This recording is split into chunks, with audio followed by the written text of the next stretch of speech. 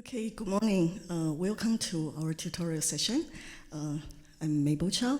It's my great pleasure to introduce our two speakers today, Professor Nicholas Hall and Professor Zhixing Liu. Let me tell you a little bit about Nick first. Well, I guess you all know he's a Barry professor in the Department of Operations and Business Analytics. At the Fisher College of Business at Ohio State University. And the first time I knew him, I was still a graduate student, and I know him as a scheduling expert, and later on, supply chain scheduling. And then he developed himself to a lot of very interesting areas. And then he also did consulting work. Most recently, he actually served as the 24th president of Informs and also introduced an outreach program to leading policymakers at the White House and on Capitol Hill. And he is also serving as an editor of various important editorial boards, and also he's an Informs fellow. And today he actually is going to talk to us about choosing opponents in tournaments. So shall I introduce Zhixing a bit first? Before we start, and Professor Zhixing Liu is an associate professor in the Department of Management Studies at the College of Business at the University of Michigan, Dearborn. And he has published many articles in journals, operations research, production and operations management, and various prestigious journals. And he also won various distinguished performance awards, both in service, research, etc. And lately, he also served as Informs regional president. Yeah. So welcome both speakers. Yeah. Thank you for attending the session. Thank you for the nice introduction, Mabel. And so the topic, as Mabel mentioned, is choosing opponents in tournaments. So on the topic of tournament design, there's a long history of research on tournament design and both the operations research and economics literatures, and I'll refer to some of this literature. Perhaps surprisingly, though, it's not an easy or what you might call well-solved problem. And I'm going to show some issues with current tournament design. In fact, there are even some impossibility results that show that several quite reasonable performance criteria cannot be achieved simultaneously. As an example, the criterion that the highest ranked player would have the highest win probability. And even beyond that issue, there are various deficiencies that occur, I would say, randomly in tournament design. So what are the objectives of tournaments? What are the objectives of the tournament designer? First of all, to provide the players with equally fair opportunities, and this could be measured in some different ways. To select among the players, to rank them in terms of performance at the event, and reward them according to their performance. And obviously in professional sports, this could be a substantial financial reward. Provide an appealing event for spectators to make the event financially successful, and to motivate the players to perform well at all times. So the last one seems kind of trivial and obvious, but in fact it turns out it's not. So the focus is on tournaments that include a preliminary stage, which we might call a group stage, which determines a ranking or a seeding for a subset of the players who continue to the later rounds. And then this is followed by 2 or more rounds of single elimination play, organized using information from this ranking. And so examples include actually many things. So I would say all US major sports, NCAA college championships, professional tennis tournaments, the FIFA World Cup and the ICC World Cricket Cup, and various tournaments outside of sports, most obviously bridge and chess. A very, very broad range in terms of those tournaments we're going to be talking about, and some definitions. Well, since our work's going to apply to both individual and team tournaments, we'll use the word player to describe either an individual player or a team. And the group or preliminary stage may extend over an entire season to establish a ranking. So obviously that's true in NFL, NBA, a lot of major sports. But alternatively, it could be based on a statistical measure or a committee decision. And an example here for the committee decision would be the Wimbledon tennis tournament seeding committee. And the definition of single elimination here, just to be completely clear about this, is that defeat immediately eliminates the player, but of course there could be more than one game. So the World Series, NBA playoffs, those would both be considered single elimination for our purpose. So a conventional single elimination tournament design looks like this. And of course, if you're a sports fan, you've seen this many times, perhaps even participated in various bets involving it. And so you can see it's highly structured. So seed number 1 is playing seed 16, and 8 is playing 9, so that in the first round, the total of the 2 seeds is 17. In the second round, it will be 9. In the third round, it will be 5, and so on. So this is sort of a completely standard design of single elimination. This is a binary tree that's symmetric, but it's always called a bracket in terms of sports discussions. But there are many other possible brackets. For example, we could swap 8 and 9 with 2 and 15 at the bottom, and that would still be a bracket. Now, this would have different measures of fairness, but not necessarily worse. However, probably seed number 2 would be upset about it because they're going to have to play against seed number 1 sooner. But there are various options in connection with this. Now, I'm going to present some impossibility results for tournament design performance for the types of tournaments that I've described here. And the first one I'm going to call fairness under a medium ranking condition. And I'm calling it a medium ranking condition because I'm going to describe a stronger condition and a weaker condition as I go through. So if the players can be ranked such that each player ranks all the lower players in the same sequence, according to the pairwise probability of beating them, then player I, who is ranked higher than player J, is expected to beat player J, should have a tournament win probability at least as high as player J. Now, it's a lot of words, so let's give a little bit of intuition. What it means is each row of the pairwise win probability matrix is non-decreasing. So if you think about a pairwise win probability matrix across the rows, the win probabilities are going to be non-decreasing, and I'm going to show you many examples, actually. And it's been shown that for a tournament with 8 players, there exists no bracket. There are 315 available brackets, but none of these achieves this fairness measure for an arbitrary pairwise win probability matrix. And this is a classical result by Horan and Riesman going back to 1985, published in Operations Research. So that's essentially telling us that even if you give me a medium ranking condition, it's going to be difficult to have a tournament that is fair under some definition.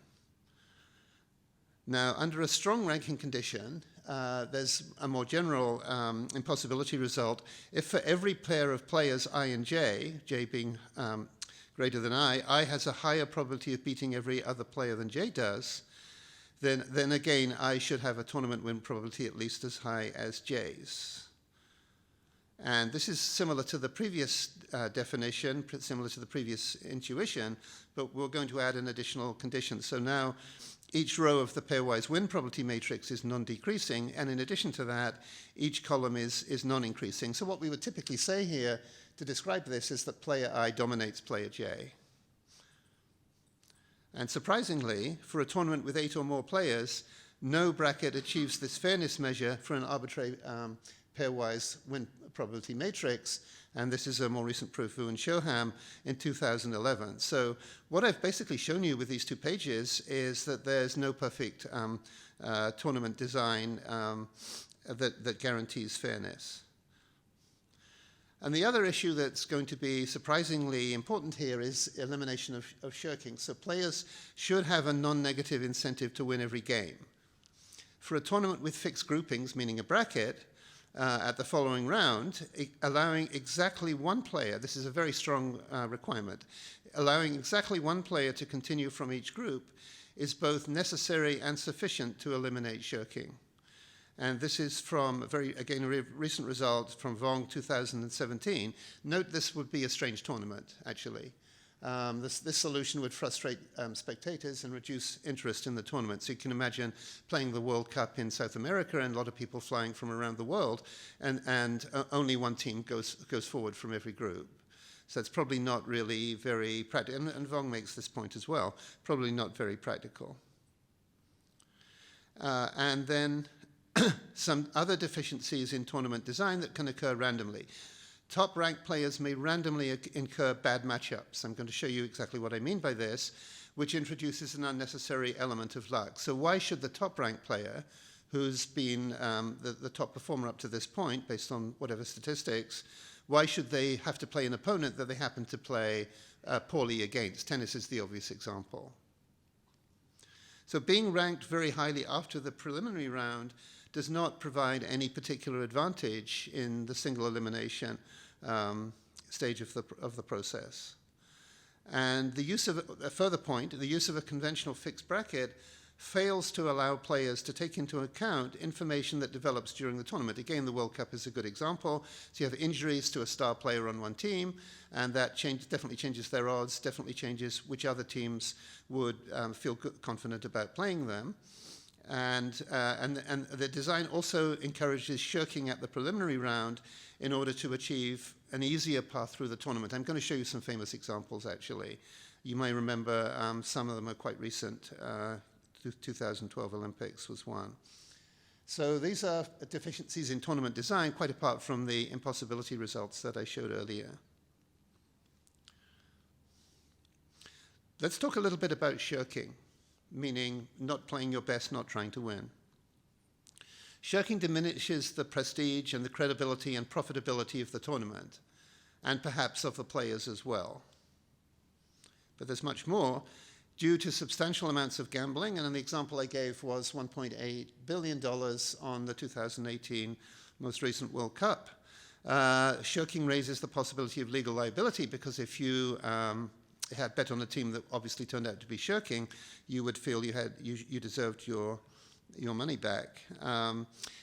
Another problem is that since shirking is more likely to be used by the top players, disqualifying them is a poor solution, maybe necessary in extreme cases, but it's certainly taking away from the tournament. And also shirking prevents the tournament from providing an unbiased ranking of the players for public interest and for use at the next tournament.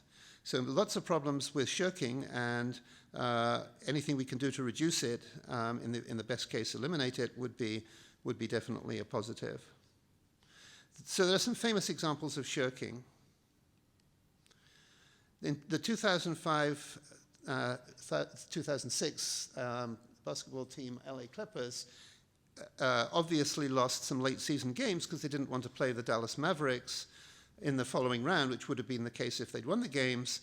So this actually resulted in some changes to the NBA playoff design, which partly but not completely eliminated the shirking issue in that context. Now, this is bad public relations. In the 2006 Winter Olympics, ice hockey, the Swedish coach actually mentioned that it would be a good idea for his team to lose against Slovakia to avoid playing the Czech Republic or Canada later, two very strong teams. And that's what happened, and they ended up with this being a good strategy and winning the gold medal. At the 2012 Summer Olympics, this is quite a well-known one.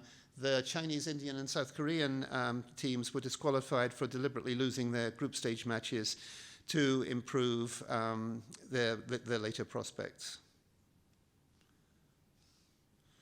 And then, still more recent, at the 2018 World Cup, there was a final preliminary round game between England and Belgium, and the winner would face Brazil, which, of course, in soccer is not a good thing to do typically.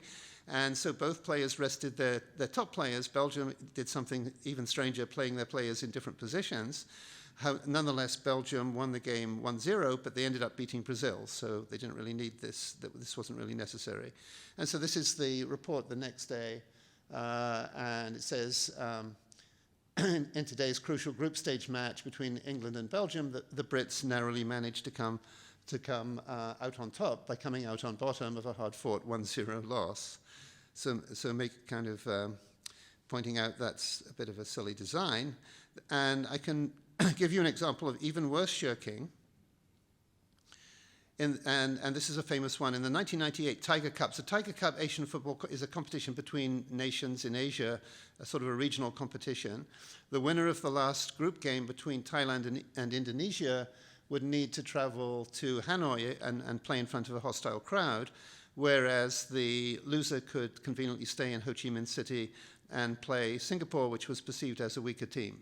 Sorry, Mabel, about Singapore comment.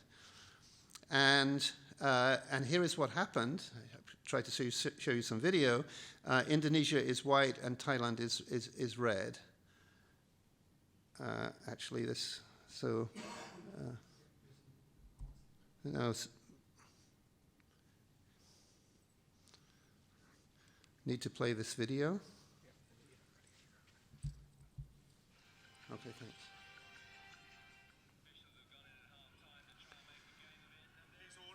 So it's 1-0 to Indonesia at that point.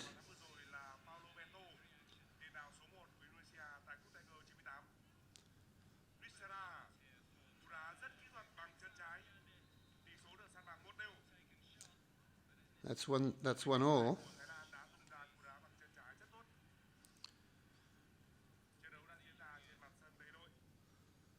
You can see the goalkeeper is not very motivated here.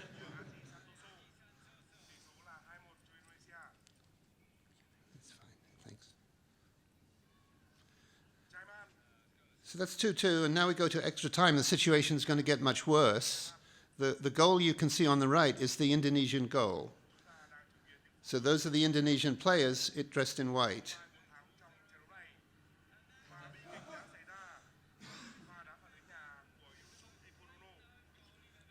So that was, that's basically the most obvious own goal you've ever seen. And the Indonesian player who scored for Thailand in order to get the better matchup was actually, I think it's appropriate, was banned from international soccer for life. But the other players are definitely contributing anyway. I'm not sure what happened with them. So this is an example, particularly bad example of shirking. So let's go to some of the literature. And talk about a little bit more detail here. So a classic paper by Horan and Riesman in 1985 compared different brackets for single elimination tournaments with 4 and 8 players. And they assumed, this is what I'd earlier called a medium ranking. So what it says that, the main point here is that along the rows of the pairwise win probability matrix, the values are non-decreasing. So it's I call it a medium ranking. But a more technical term from an earlier paper is strongly stochastically transitive. It's a bit of a mouthful. I would just say SST. I'm going to show you some matrices that are SST and others that are maybe not. So this is a medium ranking condition. If every pairwise win probability matrix was SST, followed those 4 conditions, then the tournament design problem would be easier, but actually still not very easy to solve. And they established several reasonableness criteria, what we should try to achieve, for tournaments with n players, and assume that the win probability matrix is SST in this case. So does the design maximize the probability that the best player wins? Does it maximize the probability that the best 2 teams meet on now for a tournament excitement point of view? That would definitely be something you'd want to encourage, like a Wimbledon final, World Cup final, something like this. And also, is it order preserving? That means that no stronger player has a lower probability of winning than a weaker player. And so let's look at those couple of cases. If n equals 4, so that would be the semi-final round, there are just 3 distinct brackets, and the conventional bracket is the only one that satisfies these 3 criteria. If we look at the quarterfinal round, there are 315 distinct brackets, and the first one is satisfied by 8 of them, but the third one is not satisfied by any, no bracket is satisfactory for all of those distinct brackets. So this negative result motivates what we're looking at here, and we'll apply these 3 performance criteria when we'll get to the point of evaluating our design. So this is for tennis, the top men's tennis players of the last 15 or 20 years. Is this matrix SST or not? And so you can see this. So what I've done here is put the win-loss records between the top 3 players in the brackets, and then also compute the win probability. So you can see, if you look at the bold numbers in the row, you can see that those are non-decreasing, and so this is an SST matrix. But if we add a fifth player, so now we have Murray is there and also Del Potro, then you can see that this is not SST any longer, because if you look at the row for Nadal, the last 2 columns are in the wrong order. So the last matrix is not SST, and this is because Djokovic has a better record against Del Potro than against Murray, but Nadal has the reverse. So this gives us a little bit of insight about what I would call random bad matchups. One way of saying it is that Del Potro is a bad matchup for Nadal relative to their overall levels of play. A more extreme bad matchup would look like this. So 1 means certainty of winning for the player in the row, and 0 means that the player in the column is going to win. And so a conventional bracket would match up players 1 and 4 to the disadvantage of player 1. The only matchup from which player 1 can win the tournament is if it plays player 2, which enables player 3 to eliminate player 4. So this seems unfair to the highest ranked player, and we have a proposal to address this problem. We'll propose an alternative design to solve this problem. So let the players in ranked order, based on their previous performance, choose their opponents. From those that are still available, meaning they haven't previously been chosen, of course assuming that they themselves were not previously chosen, at each round. So that's the design we're going to look at, opponent choice design, with a reasonably rational approach to doing it, starting at the top, and you can choose somebody lower down in the ranking who hasn't previously been chosen. Now, there are many variations on this. For example, you could protect the top half of the players from being chosen from those above them. Or you could limit the choices to a smaller subset than going through the whole ranking, and those would no doubt produce different results. How new is this design? Well, when we started working on it, we discovered just a few tournaments designed like this. Perhaps the best known one is the Austrian Ice Hockey League. So the Austrian Ice Hockey League, between teams in Austria, but also between teams in neighboring countries, because Austrians are very hospitable. And this actually generates a TV show where the teams select their opponent, which apparently is a big event in Austria. Something called the Southern Professional Hockey League, which is I would say minor league hockey in bridge. The Canadian and US Bridge Federations, Chess Pro League, sailing, and also some e-games. And this was actually an article in Sports News in February of 2020. It says, Major League Baseball considering controversial reality TV-inspired playoff expansion, and the small print says, Major League Baseball's new plan would allow higher seeded wildcard teams to improve to choose their opponents. And look at the timing here. The timing couldn't be any worse, right? It's February of 2020.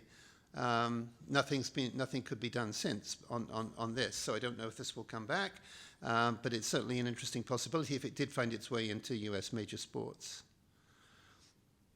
In terms of the existing literature, there's a paper by Julien Guillon, who's a mathematician in NYU, looking at the tournament's objective. It's somewhat different to the objectives we're looking at. The tournament's objective of maximizing the number of home games for players, and there's an application to the 2020 European soccer competition, but it doesn't talk about pairwise win probability information or prove any anti-shirking results. So it's a little bit orthogonal to our work, but it's good to see this previous paper.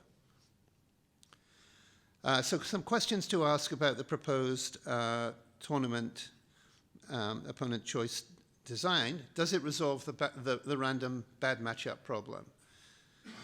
So at first glance, it should, because if you're going to give the top-ranked players an opportunity to choose their opponent, then they would be able to choose someone that they felt they were confident of beating.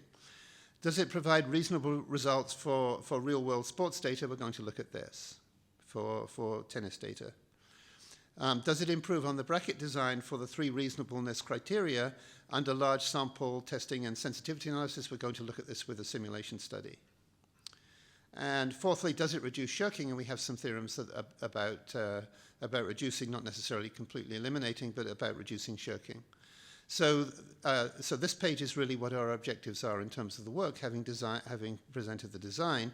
For the first question is probably going to be an obvious yes, but we need to do some computational work for the second and third question, and we need to do some theoretical work for the fourth question.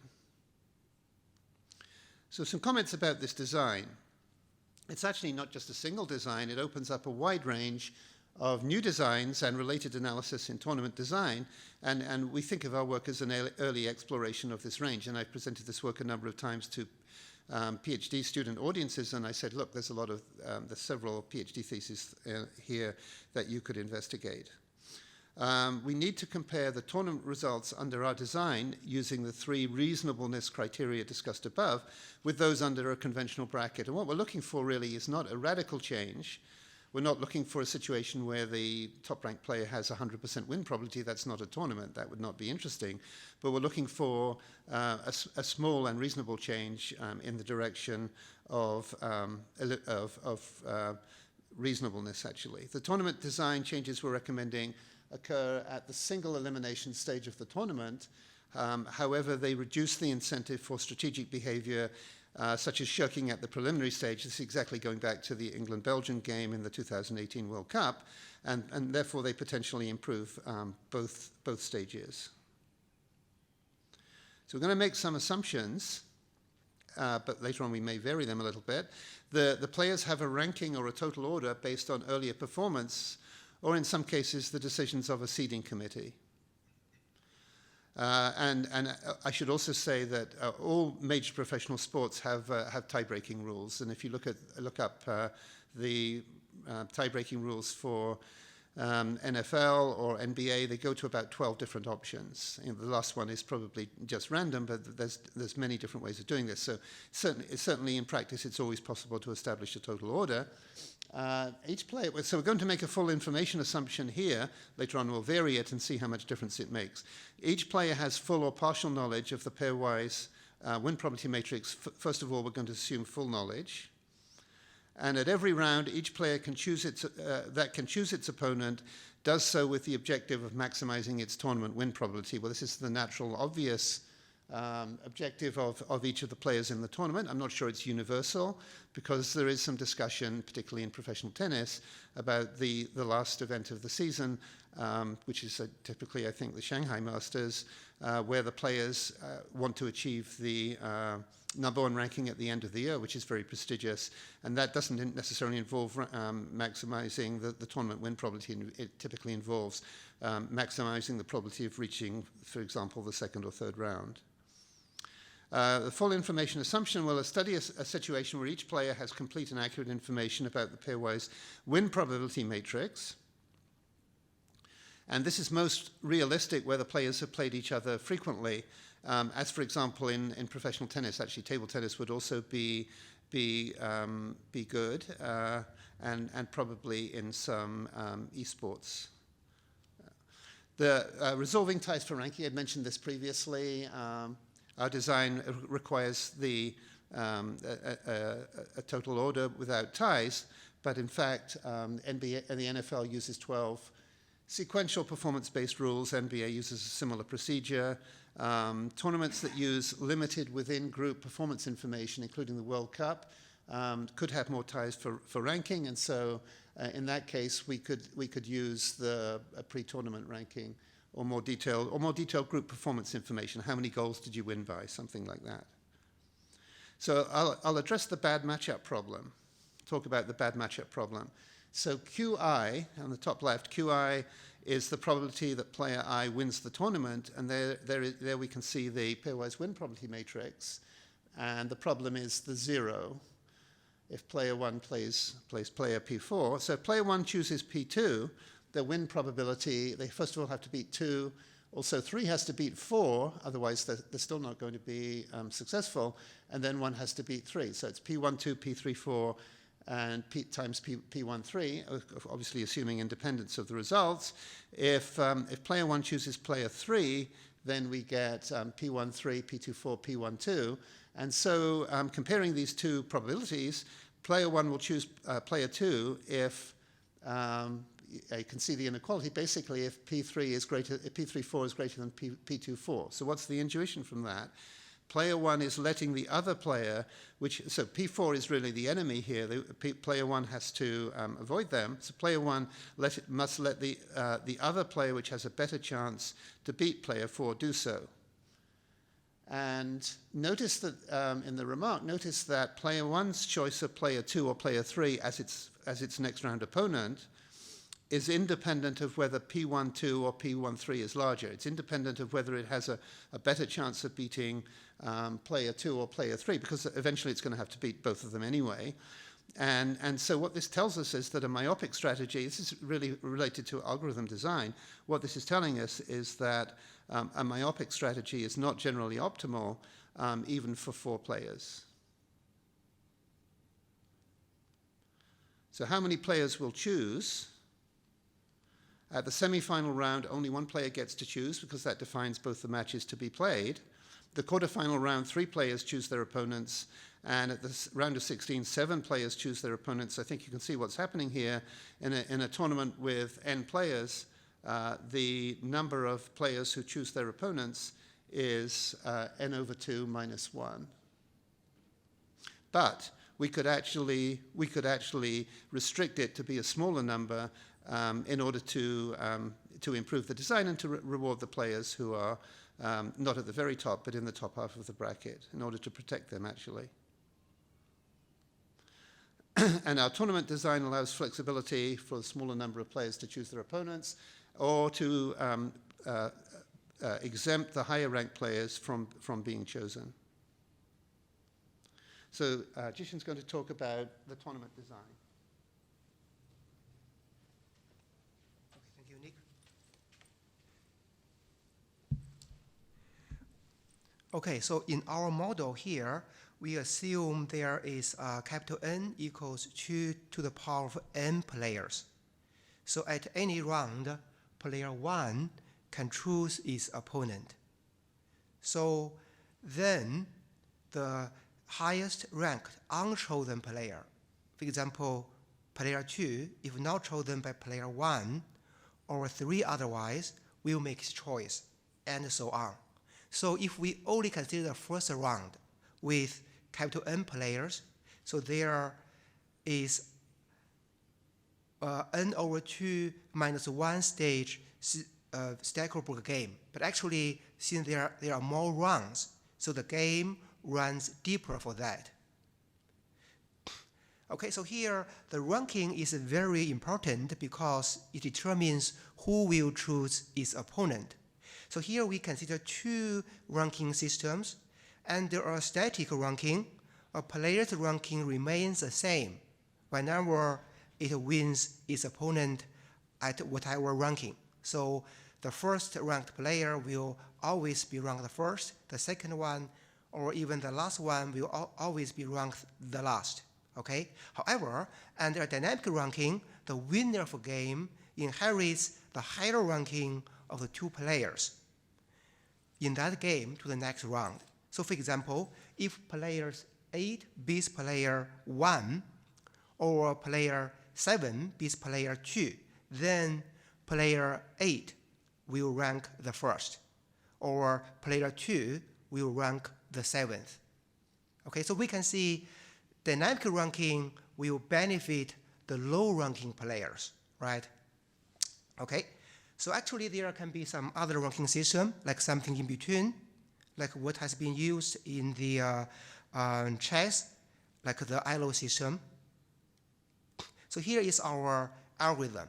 So we assume we are knowing Pij for any 2 players, I and J, and let SA denote the set of all the players. Okay, so here we consider value function. We define S, a set of players with ranking given 1 through the number of players in S. Okay, and we define QS to be the best winning probability of players in the site. So here the winning probability is for winning the championship, not for winning any specific single game. Okay, so in our boundary condition, we first consider the case with only 2 players. So that is simple, right? So here, simply, we know Q as 1 equals P12 as given, and Q as 2 equals P21. So here is a boundary condition at the final round. So here, we try to enumerate all possible final rounds. Then we can backward deduct the choice in the semifinal round, and so on. So this is a standard backward deduction process as in dynamic programming. So here actually, even at the first round, because there are many players, they make choice sequentially, there is still a game. So here let's assume players in capital S has chosen their opponents in the site capital X prime in that order. And the players in site U have not decided their opponents yet. So we consider the next player J. So here we define here Q as AJ as the maximum probability to win the championship by player J. So here we take a summation over all possible outcomes given the choice of player J, assuming I, for all possible I to be chosen.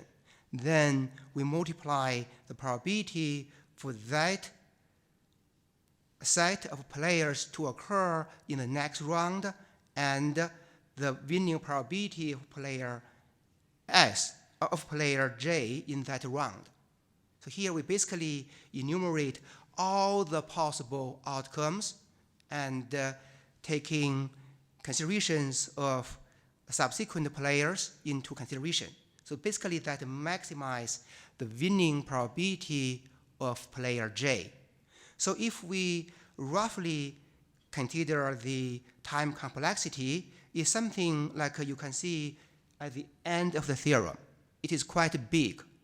And using a direct computation, it takes about 12 hours to find the results for a game with 16 players. But actually, with a more careful design, we can eliminate some sets or using some dominance rules. In that case, we can reduce the complexity and reduce the computation time to be less than 1 hour. Okay.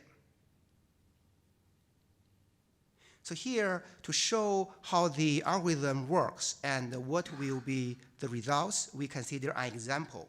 We generate the example using real data, a fairly large set of data.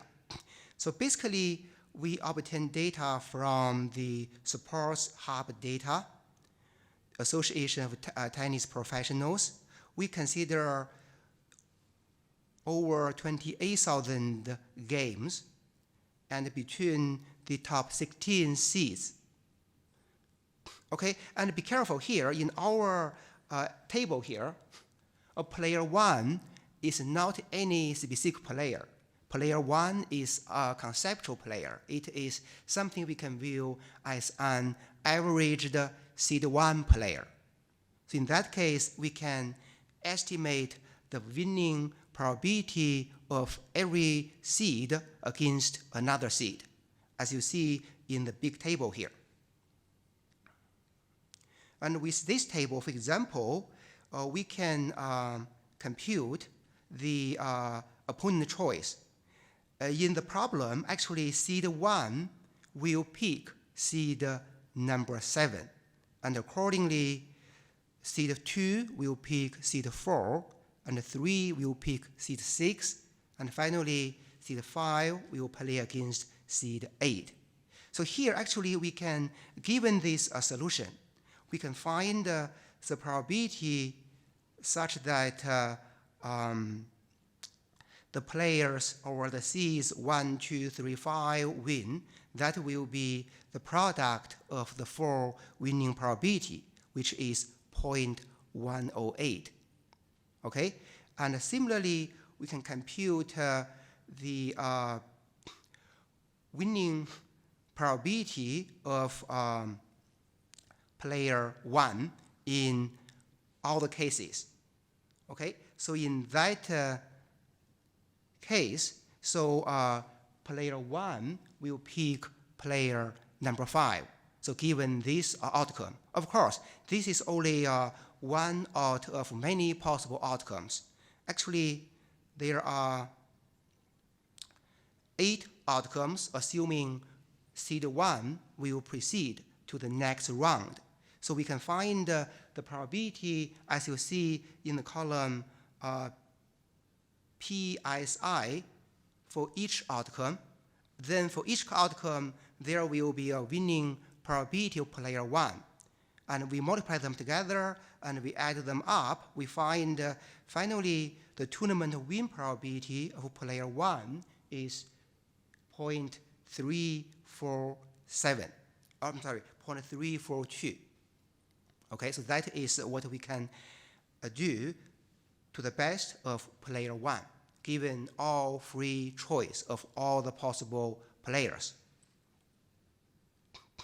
Okay, so if there are only 4 players, the top 4 players to play, so actually our design has the same result as the conventional bracket. Player 1 plays against player 4, and 2 against 3, and so on.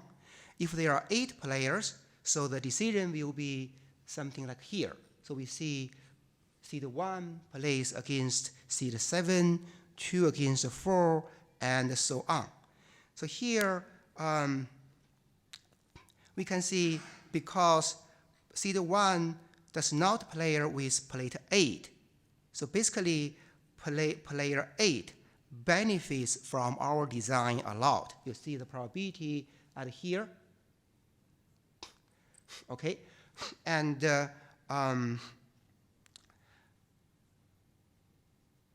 also we can see player 1 and 2 benefits from our choice design because they have more choice to pick. But other players, typically, they sacrifice their winning probability because they are being chosen or they are given less players to choose from compared with the top 2 players. So that is something intuitive. Okay, so here if we consider all the 16 players, the results are more complex. So basically the top winner is number 1, given its first mover advantage, and seeds number 3 and 4 benefits from our design and their dynamic ranking, and seeds number 2, 3, 4, and 5 benefit more from static ranking. As we can see, player 5 can inherit its the higher ranking when it plays with player 13 in some round, okay, and then it's kind of more beneficial under a static ranking. Okay, so here is our computational study. So basically we try to justify or consider 3 things. The first is the probability for the top-ranked player to win the tournament. Secondly, for the top 2 players to meet somewhere in the game. And lastly, the order preservation. That is, the tournament win probabilities of the players preserve their original ranking. Okay, so in our composition study, we start from a very regular matrix where we can see we have 4 players, like here. Player 1 against player 2 has a chance of 0.55. That comes from 0.5 plus 0.05 times 2 minus 1, or in general, j minus I. Okay, so you can see, so here we have a strong ranking. But of course, this is not very reasonable, right? So we kind of randomize the ranking by adding a random value from negative delta to positive delta, for delta from 0 to 0.1. So here, a larger delta value indicates a higher level of irregularity of the winning matrix. So which means more dynamic, something can be more flexible for the top players to make their choice. So here we can see the results for the case of a semi-final round. So here we can see the player 1 will perform the same under dynamic and static ranking, because player 1 will never lose its ranking if it retains in the game. So we can see as delta increases, the winning chance of player 1 becomes greater than that under a bracket design. This is because when delta is very small, seed 1 will pick seed 4, as in the bracket. However, when delta becomes larger, seed 1 may pick seed 3 or even seed 2 to have a higher chance to win the tournament. As for player 2, initially it's the same as in the bracket design, but when delta becomes larger, it benefits from playing with player 4. However, when delta is really big, then player 1 might be chosen by seed 1, right? In that case, its chance is lower than under bracket design. Okay, and as for seed 3, its chance will be lower than under bracket design because of being chosen by player 1.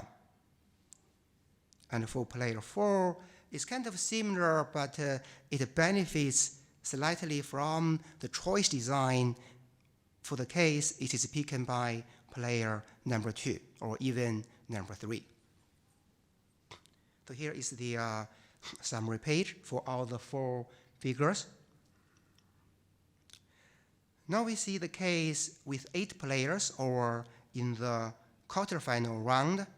So here again, the static and the dynamic rankings are the same for player 1, because player 1 will never lose its ranking.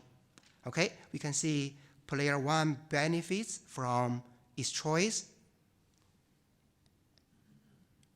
And for player 2, it's kind of interesting. Actually, if player 1 loses at quarterfinal, then player 2 chooses the first only under static ranking. Okay, so here you can see static ranking benefits player 2 a lot, but dynamic ranking does not, because under dynamic ranking, the player, whoever winning player 1, will pick the first in the next round. Okay, so here is for player number 3.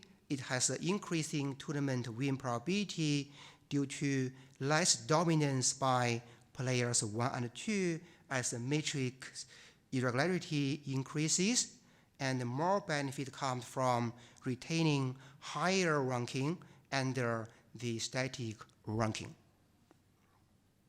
As for player 4 cannot choose unless player 2 or 3 has been chosen by player 1. So here, the main benefit comes from increasing their ranking dynamically. Then we see player 5.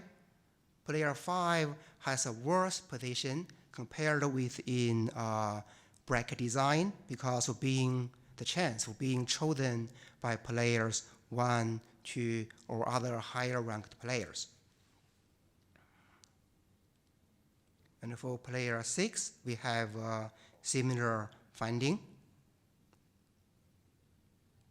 Then for player 7, actually, because we know that player 7 is likely to be chosen by player 1 in some cases. So player 1 suffers a lot under static ranking with opponent choice.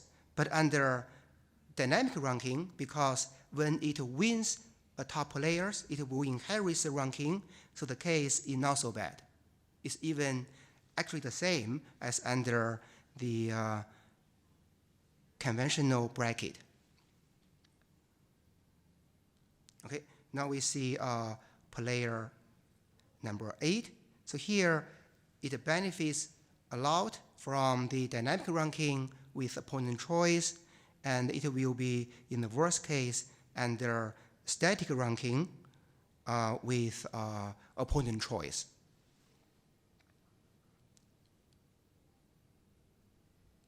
So here is the summary page of all the 8 figures. Okay, so here we consider another criteria, the chance for the top 2 players to meet. Actually, in the semi-final round, when the delta is very big, the chance of the top 2 players to meet in the final in our design is slightly less than under bracket. Okay, this is because under our opponent choice, the 2 players may meet in the semi-final round, right? So in that case, we see they can meet either here or here. So in total, the chance is still greater than the chance of their meeting in the under the conventional design. As for the quarterfinal, actually the 2 players can meet in the final or in the semi-final or even in the quarterfinal in a very small chance. So overall, we see they have higher chance to meet under our choice design. Lastly, we see order preservation. So actually, we note that with the delta bigger, which means higher irregularity, that means the ranking is not a very well indicator of the strength of the players. So in that case, it may not be the best interest for the players, to be ranked the same as in their ranking and their winning probability. So our design is kind of make some correction for that.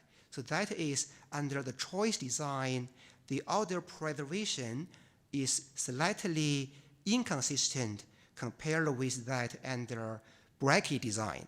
So that is something not so bad. It's something actually reflecting the true strength of the players.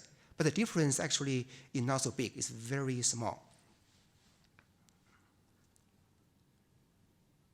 Okay, now we consider partial information, and we assume every player has accurate, complete information about its own winning probabilities against others. Okay, but for other players, the information is incomplete. So there is a 3-value estimate. So if the winning chance is kind of small, less than 0.4, then the player assumes the chance is 0. If something medium between 0.4 and 0.6, it is assumed to be 0.5, half-half. And lastly, it is assumed to be 1 if the chance is greater than 0.6. Okay? So here, under such partial information, we can see the robustness of our design. So basically, except for players 2 and 7, the results falls between the case under perfect information and with fixed or conventional bracket. So that means the benefit or sacrifice under opponent choice design will be less with imperfect information for players except for 2 and 7. Actually, players 2 and 7, they kind of benefit from less accurate choice of player 1. This is because player 7 can be less likely to be picked by player 1 under imperfect information. So that is just our finding under our design, our computational study. So next, Nick will present some anti-shirking results.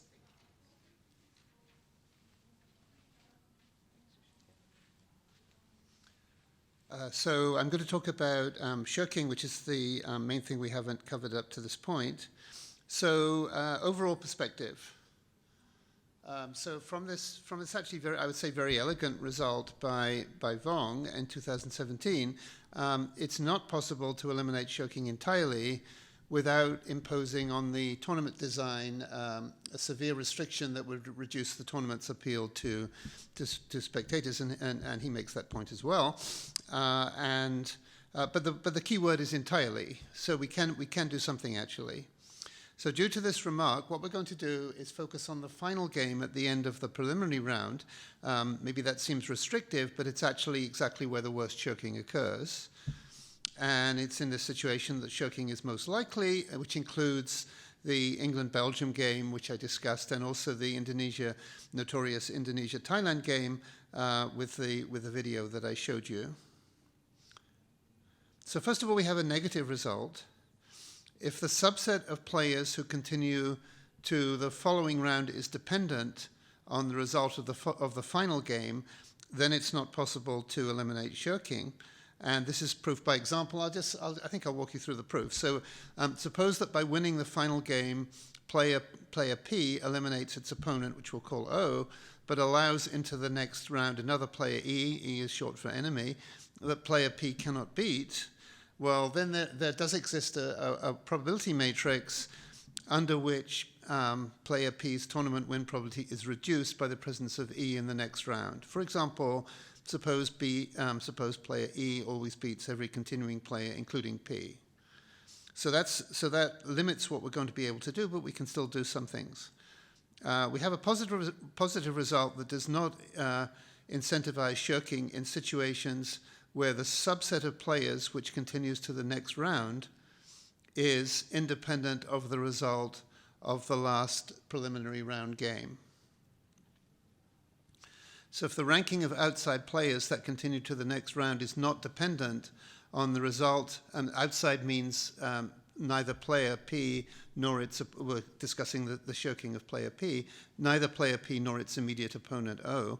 If the ranking of outside players that continue to the next round is not dependent on the result of the final preliminary round game, then under opponent choice, neither player in the game benefits from shirking. And if player P continues but does not, then P has a higher ranking if they play to win, and if both players continue, they have an incentive to enlarge the set of opponent choices, which shirking does not help. So this is also if neither player continues, then neither has an incentive to shirk. So the point I want to make about this is that this would eliminate the problem in the two. I'll just go back briefly. This would eliminate the problem in these two games, in fact, for the England-Belgium game and the Indonesia-Thailand game, which were the two particularly pathological examples. So it would solve that problem. So I'll give a summary. And to resolve several deficiencies of conventional tournament design, we propose a new design. In practice, it's not completely new. There are a few examples, but nothing I would say in major league sports, except maybe the ice hockey competition in Austria. We propose a new design. Players with a high ranking can choose their opponents at each round of the single elimination stage. And this design is implemented for both static and dynamic rankings of players. And we describe a dynamic programming algorithm, and as Jishin mentioned, can be implemented in an hour for up to 16 players, which would be useful for some tournaments. The computes for each player the optimal sequence of opponents to choose and the resulting tournament win probability, and computationally tractable up to the round of 16. And using data from 1900 men's professional tennis tournaments, we demonstrate this is in fact reasonable. The results are not far off from what would be considered reasonable. Our design allows flexibility for static and dynamic rankings, and also for the number of players who choose their opponents. So there's a whole range of different possible designs within this general perspective of opponent choice, and certainly those would be worth some investigation. So compared to a conventional bracket design, our tournament design eliminates some elements of luck, of course, because it provides reasonably increased probability for the top-ranked player to win, and also for the top two players to meet. And these are both, the first one's positive in terms of fairness. The second one is positive for commercial reasons for the tournament, and it preserves the ranking fairly well. It also reduces shirking, cannot completely eliminate it for reasons that have been established, but reduces shirking and enables developing information to influence the tournament. And another advantage of our design is increased fan interest from the unpredictability of later round matchups. And actually this last point was related to the TV show that takes place in Austria, which is apparently a popular event. So in terms of future research that you could do with this, there are situations with no information about the win probabilities between any pair of other players. So if I'm playing a particular player I know, but I don't know between any other pair of players, and we suggest that here a player might use a myopic strategy, choose an opponent that it can beat with highest probability, and in this case, the design will still reduce shirking and is somewhat easier to analyze, in fact. We have a related result for this. So without any knowledge of games between other players, and the result is that for any instance of an end-stage tournament, let the players be ordered such that for player one, they're increasingly easy to beat. Then if player one chooses the lowest ranked player at each round, this strategy guarantees a lower bound on the win probability for player one, and this bound is tight. So this is a proof by induction on the number of rounds, and the main observation is that at round k+1, there must exist at least one remaining player, whatever happened previously, there must exist at least one remaining player with index of at least 2 to the n-k. Player one chooses that opponent, and then that completes, that establishes the lower bound on Q1, and then this bound is tight because we could have a matrix where every player always beats every lower ranked player, would be an example of which would show that this bound could not be improved. And continuing with future research, we could look at the application of the proposed tournament design to empirically based studies of various sports and competitions. Now, we're really looking for sports where the players play each other fairly frequently. So chess would be an example, table tennis would be an example, esports would be an example. So we have a lot of data where we can develop a reasonably well-informed, reliable, pairwise win probability matrix. And to show how the results of a particular round could be used to modify the win probability matrix. And this is the situation I'd mentioned in the World Cup. where there may be injuries to some player, and how would this, or even results that were unexpected, and how would this modify the win probability matrix, and how would that affect the choices of the players at later rounds. We could allow the players to have a different objective, for example, not maximizing the probability of winning the tournament, but actually maximizing the probability of reaching a particular round. And we could allow the players to be adjusted, ranking of the players to be adjusted dynamically based on, for example, margin of victory during the tournament, or in terms of the World Cup, it might be something like the play during the preliminary group stage, I guess. And that's the end of the talk, and we'd be happy to take any questions. We've had want to say that we've had a lot of fun working on this. It's really interesting to see how the results come out. Some of the graphs that Jishin showed, let me just go back a little bit, have some really interesting and possibly unexpected features attached to them, and I'll just go back and show you one example here. So we enjoy doing this, but this, this is the one I wanted to show you for the semi-final round for player 2. If you look at this, a blue curve, which is for the opponent choice with the dynamic ranking. It's actually not, as delta changes, it's actually not monotonic. Something really is interesting is happening here. Two different effects are taking place, and so we don't have a very detailed understanding of this, but it would also be interesting to extend the results to tournaments that are larger than the detailed results to tournaments that are larger than 8 players. So anyway, as I said, we're welcome to take any questions, or we can talk to you after the event.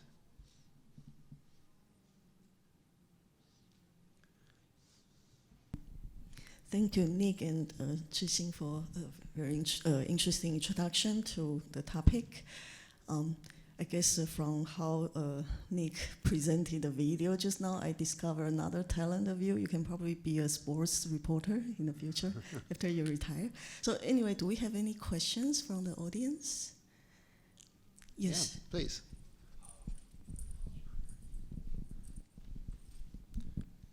I was just wondering if you had any data on if the rankings were off a little bit, if 2 should have been ranked as 3, 3 should have been ranked as 2. And the probability that 2 would make it or 3 would make it farther based off of the traditional bracket versus the new bracket. Does the ranking structure affect their probability to win more in the new structure? I'm sorry, I didn't quite get the question actually. So if in the old bracket system, yeah, ranking 1 and 2 have some probability to win the full thing. Okay. Right. But then under this new system where they can choose their opponents and change their opponents, if they were ranked as 2 and 3 instead of 1 and 2, would that have more of an effect to their ability to win under a new structure versus an old structure? I see. So it would. First of all, we would need to study that, because I think you're really asking generally not just 1 and 2, but 2 and 3, but anywhere in the. So the answer is, I think for 2 and 3 probably the answer would be yes, but lower down maybe would be compensated. So it's a very interesting question, essentially sensitivity analysis question on that. That's not something we've looked at in detail. Intuitively, the answer is yes, but we need to remember that probabilities always add up to 1. So something that's in one part of the ranking is going to be compensated somewhere else. Thanks for the question.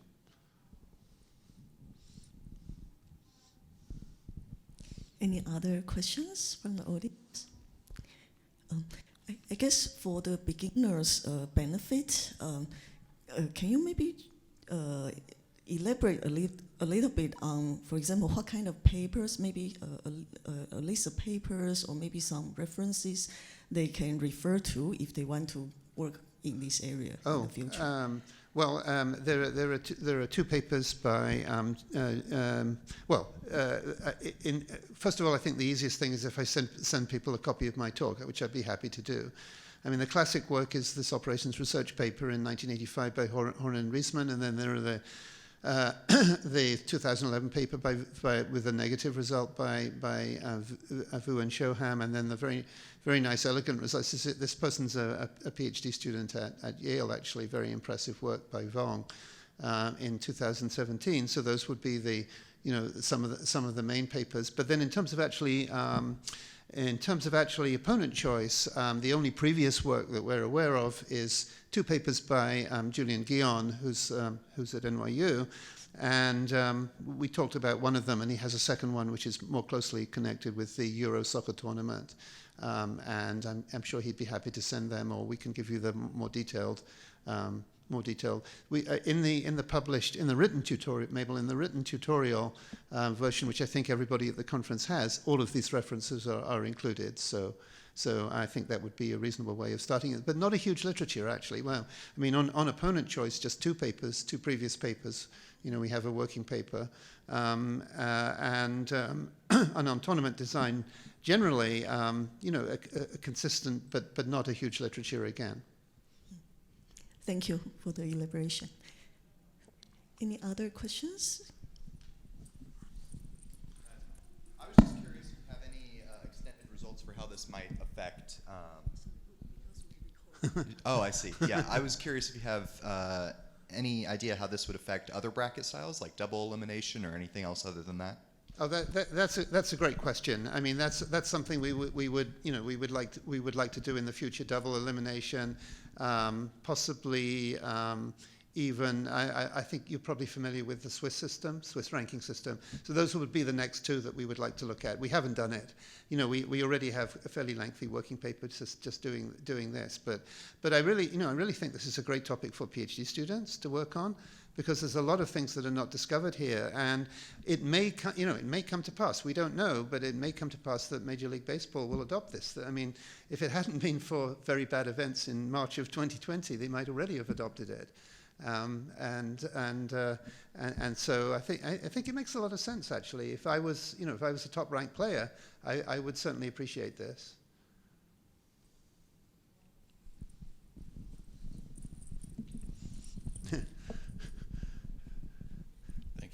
Thank you for the interesting talk. I was just thinking, is there a connection to like voting paradoxes, like Arrow's impossibility theorems of like ranked choice voting and stuff? I wondered, the limited research in here, whether there could be some ideas they could pull from that area. I don't know if you've looked at that. No. I simply don't know. We haven't studied that. So, but I mean, that's again an interesting question. I mean, quite a lot of what we present is actually computational rather than theoretical, which would be, I think, a little bit of outside that space. But that's an interesting question. We haven't looked at that. It is the case that several of the papers in our reference list are actually from economics, sort of suggesting that it's a little bit closer to that. But I actually don't know the answer to your question. Thank you for the question. It gave us another year's work.